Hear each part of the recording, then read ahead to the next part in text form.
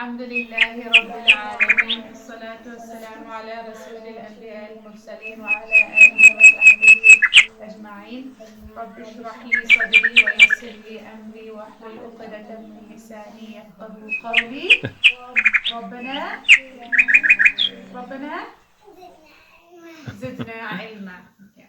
So today we're going to start with Surah Ar-Rum, and then we'll do Surah Luqman, and then we'll just quickly go over Sajdah. Okay, I'm not doing much from Sajdah. I just picked one ayah. Roman, right? Yeah, Rome is about Roman, and yeah, the Romans are being mentioned in the surah, and that's the part that we are going to cover from the surah. Okay, so this surah, Surah Ar-Rum, Alhamdulillah, Surah Ar-Rum was revealed in Surah Al-Rum was revealed in Mecca.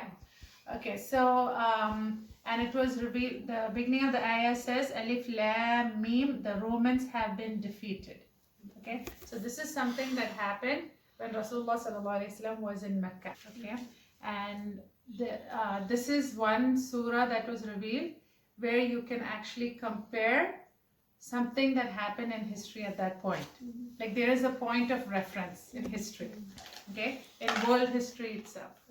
Okay, because during that time, okay, before the Islamic Empire became strong and all that, the two major powers were the Roman Empire and the Persians. Okay, so Roman Empire, they were called Byzantines. It was towards the decline of the Roman Empire that you learned about in medieval history. So there was the Byzantines, and then the Persians were there. Okay, Byzantines are basically the Romans that kind of split from the Roman Empire. Okay, so what happens was the Romans and Persians, they go into there's a big political conflict, and the Romans have been defeated. Until then, Romans used to be the bigger power, the more superpower. So when the Romans were defeated, it was a big deal. Okay, and Persians were just starting to become as powerful as the Romans. So now when the Romans were defeated, the Quraysh in Mecca, they started telling the Muslims, Islam is new at that time, right? They started telling the Muslims that, oh, you guys got defeated. Why do you think they did that?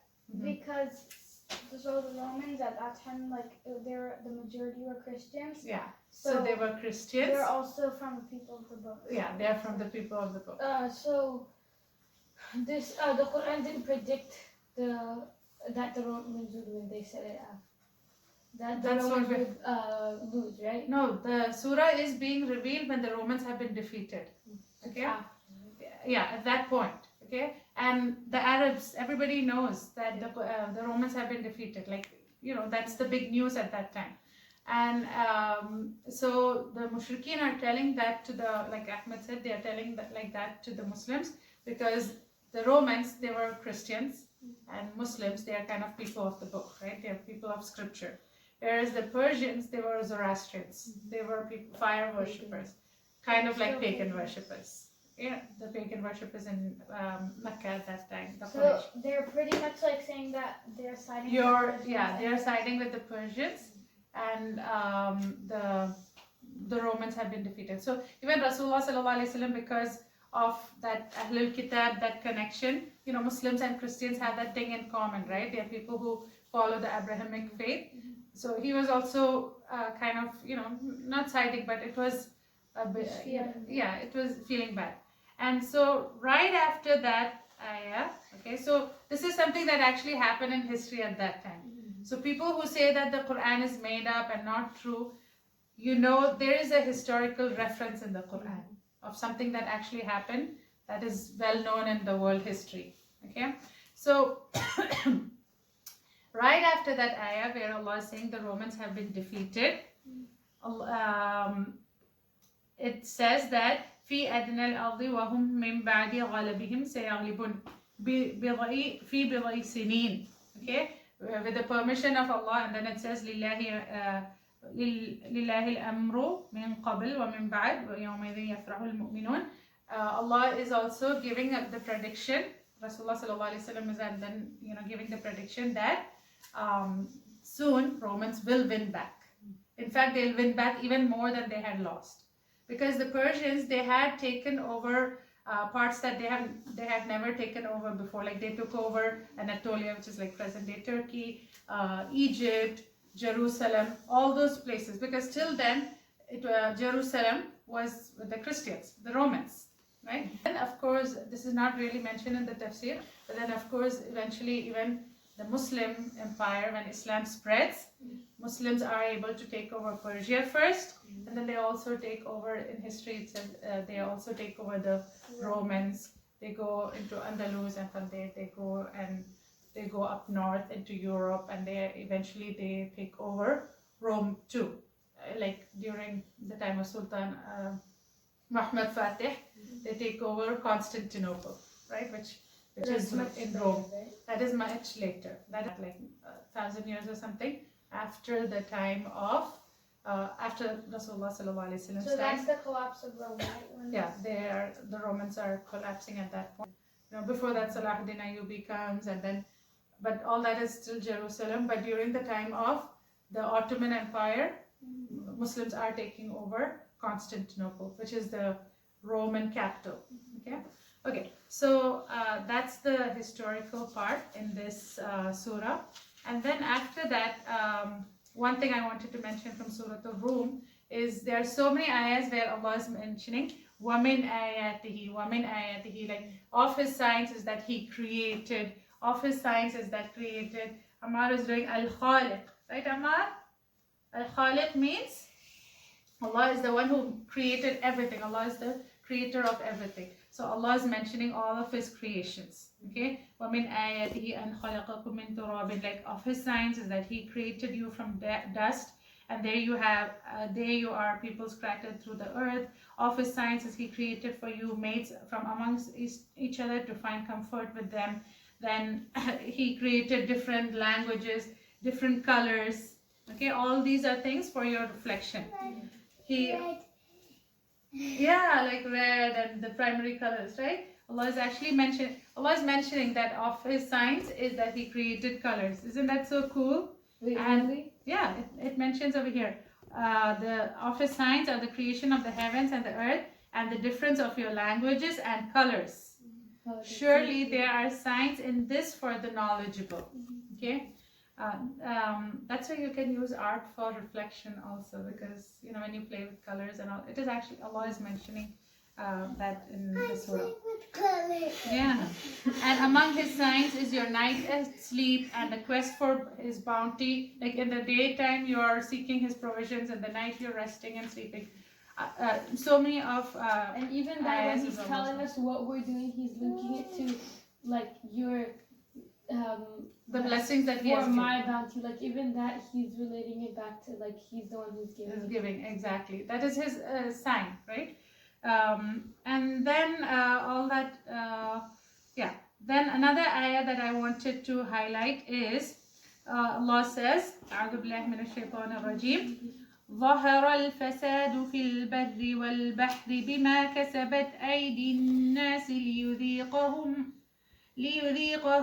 بعض الذي عملوا لعلهم يرجعون. Allah is saying that corruption, ظهر الفساد, corruption has become evident. Okay, it has appeared in the land and in the sea in consequence of man's own misdeeds. Have you heard of this ayah before? That corruption in this world, in the land and the sea, is as a result of man's actions. I have after like quarantine and everything in one of the classes we were listening to, like corruption. That I just you heard I it think recently? it was you told us that good things happen from Allah, but like Allah is giving us blessings, the good things, and then the bad things is coming from us. Like yeah, Allah makes it happen. Allah wills for it to happen and allows it to happen. Like yeah, it is a result. One of the things that you can talk about is it is a result of our misdeeds. Consequences. Okay, so for example, if we look at the pollution that is happening, okay, we are directly involved in that, right? Especially when Allah is mentioning fil barri wal bahr, in the land and in the sea.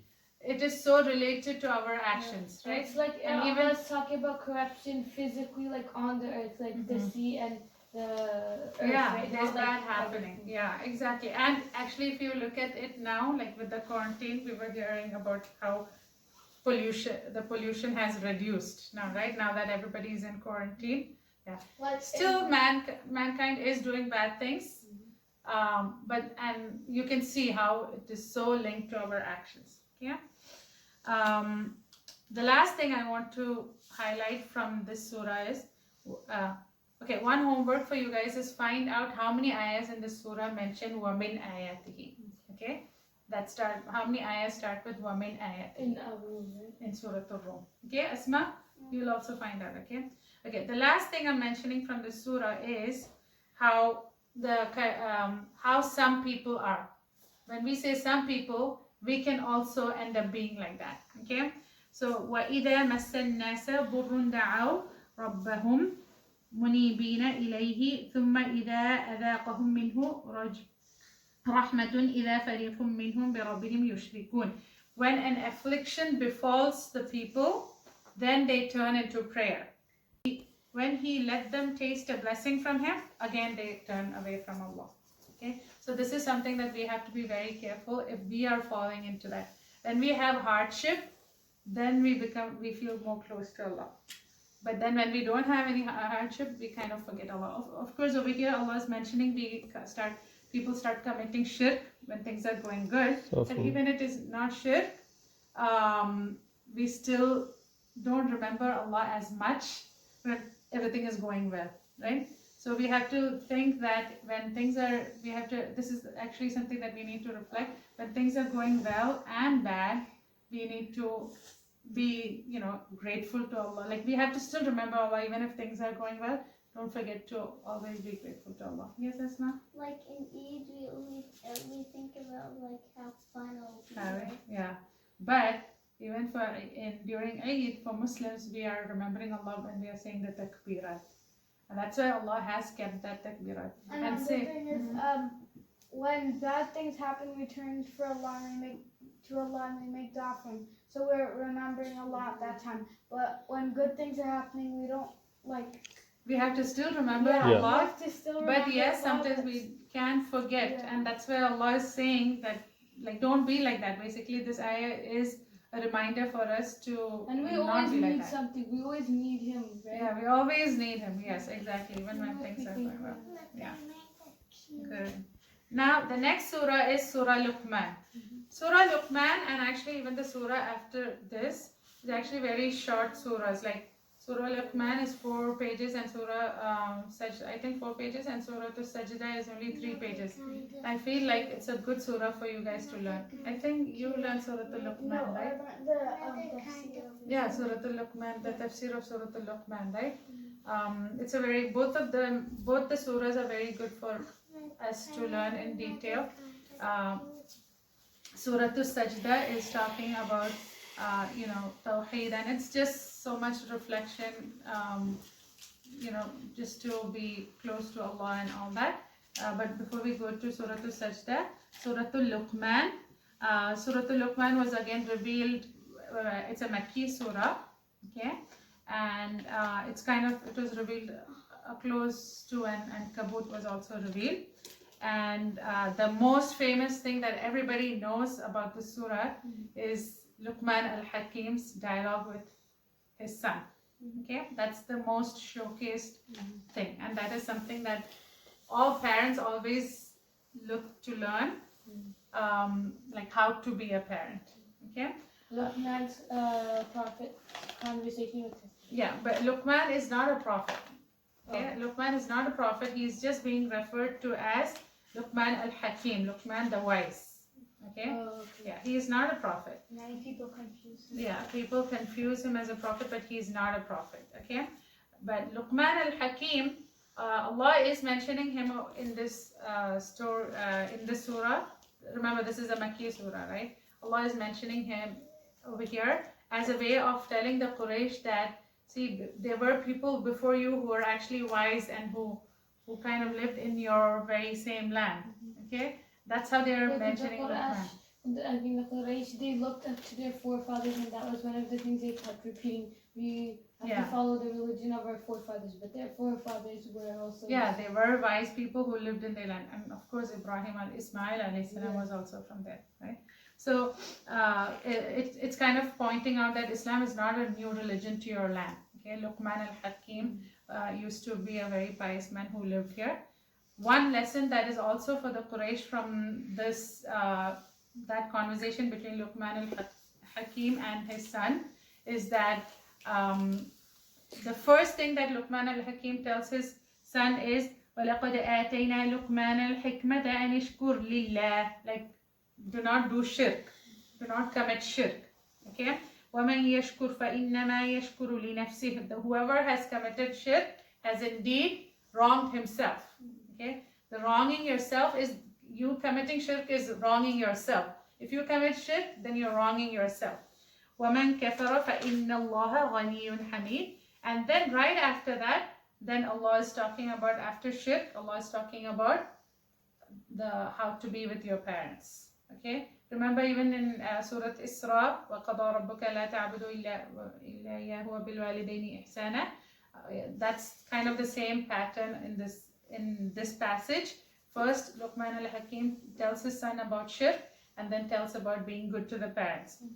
But it's also being mentioned that, like, if your parents are speaking against Allah, are promoting shirk, then you don't have to obey your parents. In all other matters, But you you should still respect them. Yeah, you should still respect. In all other matters, Only if they're talking about doing shirk. yeah, in all other matters, you need to obey Allah. But obey your parents. But if they are talking anything against Islam, then you do not have to obey your parents in that regard. So this was very important for the people in Mecca, especially for the new Muslims, that yes, you still need to respect your parents, and remember, just because you became Muslim, do not forget that they are the ones who took care of you. Your mother, it mentions in the surah, your mother carried you for 9 months, and then after that also took care of you, breastfed you for 2 years. All that is being mentioned. So regardless, but if it is against Islam, then you do not have to obey them. Okay, and so that advice is so important to the new Muslims in that time, right? And even to us, because especially if you have good parents, then you should. Yes. Yeah. And then Allah is talking about how, oh my son, Luqman al-Hakim is talking about, oh my son, Allah will bring all things to light, be it small, even if it is the size as a grain of a mustard seed, Allah will bring it inside. And even if something is hidden in the rock or high above the heavens, you remember that? Or deep down in the earth, Allah knows the finest mysteries of the earth. Like, there's nothing that is hidden from Allah. So Allah, Luqman is instilling that consciousness of Allah in his son. Okay, and then Allah is telling about establish salah, enjoin good and forbid evil, and then endure with patience. Okay, all that is being mentioned there. And then Luqman al-Hakim tells his son, do not speak with your face turned away from people. That's very rude. If somebody is talking to you, you turn to them and listen to them. Same thing, when you are talking to somebody, you turn to somebody. Show respect. The way you communicate to people, you need to show respect in that. The father is saying to the son. The father is saying to the son. And then do not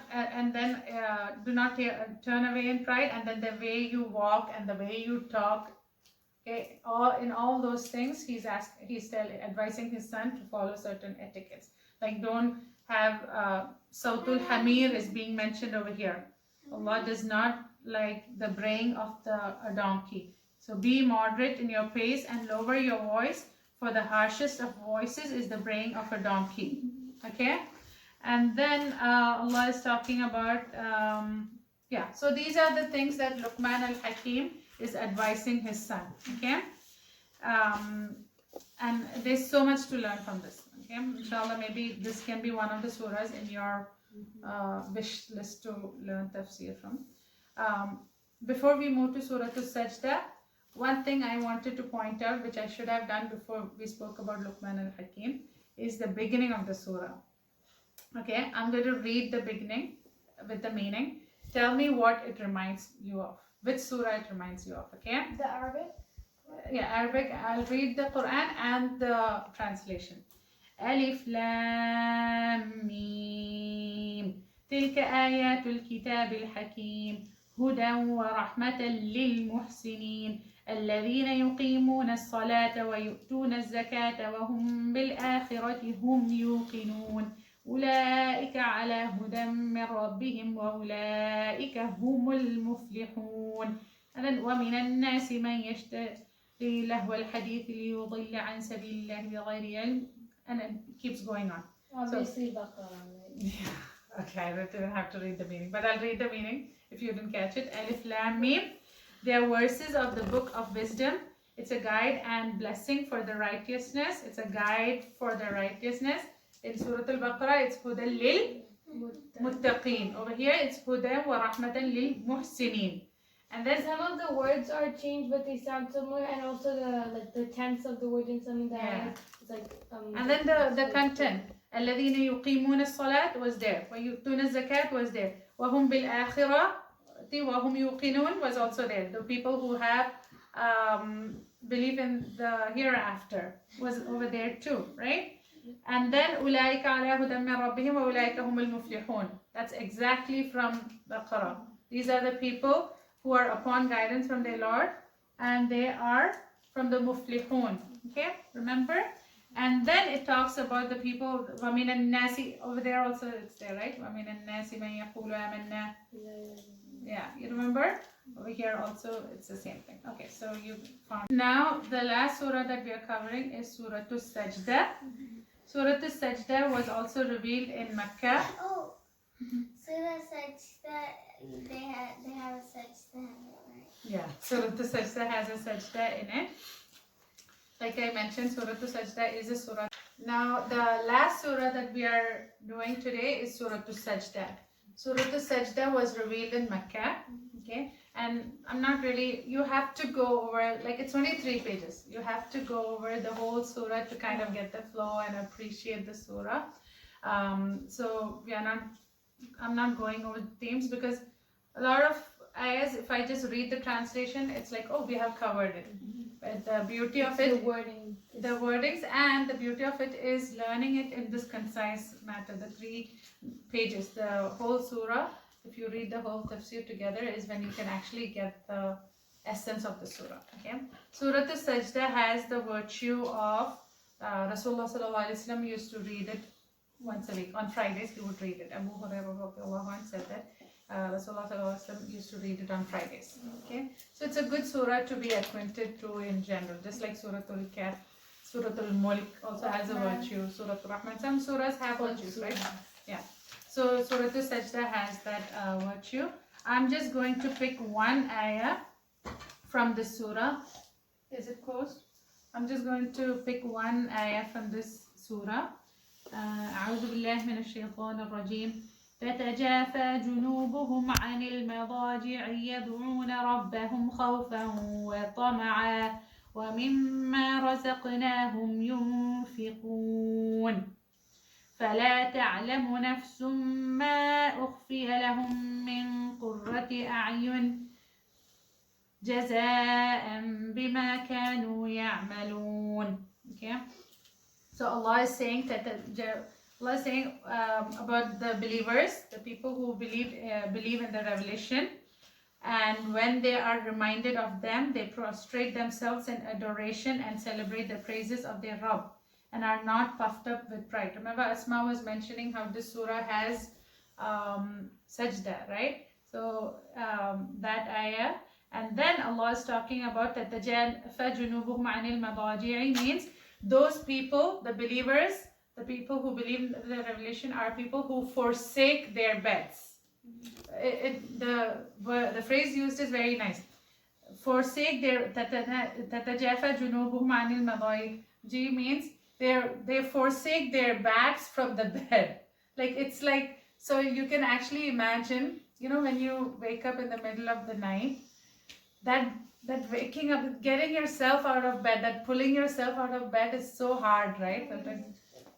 Yeah. it's very hard to just pull yourself For out me, of the bed. like, it always happens, but then I have to go back down. Yeah. So instead of just saying that they leave their bed, Allah is saying that their let go, their bed their back lets go of the bed. It's like they're fighting against that magnetic pull that the And body this is has like on the Allah bed. knows us so much that He knows how we feel like when we get up, even Exactly. though He doesn't. So that's how he's saying تَتَجَافَى جُنُوبُهُم مِنَ الْمَضَاجِعِ. And why are they doing that? To invoke their Rabb. Okay, يَدْعُونَ رَبَّهُمْ خَوْفًا وَطَمَعًا. They have fear and they have hope. Okay, that's why they leave their beds in the part of the night. وَمِمَّا رَزَقْنَاهُمْ يُنْفِقُونَ. And they spend from what they have been given. Allah is not saying that they spend everything or Allah is just saying that they spend from whatever Allah has given. So you don't have to be a rich person. Even if you have little bit from whatever you have, you spend for the sake of Allah. Okay? And then Allah is saying these people, like for these people, no one knows the delights that they will get, the reward they will get. I mean, Allah is saying that the reward for it is with Him. Okay? No one knows what delights of the eye have been kept hidden for them as a reward. Like, it's like the reward for it is kept hidden. Like, they don't know what the reward is going to be. That great it is going to be. And not just like, it's very bad if you decline the message, because not only did Allah create us, He's giving us reward that He's telling us of, and that we That don't is know. good So, for us. yeah. Exactly. So we don't even know like how much reward we'll get and how And much. it just shows how merciful Allah is, right? Subhanallah. Okay, so we'll end here today. Anything you guys want to share or done? Okay. Subhanallah wa bihamdika nashhadu an la ilaha illa anta nastaghfiruka wa atubu ilayk.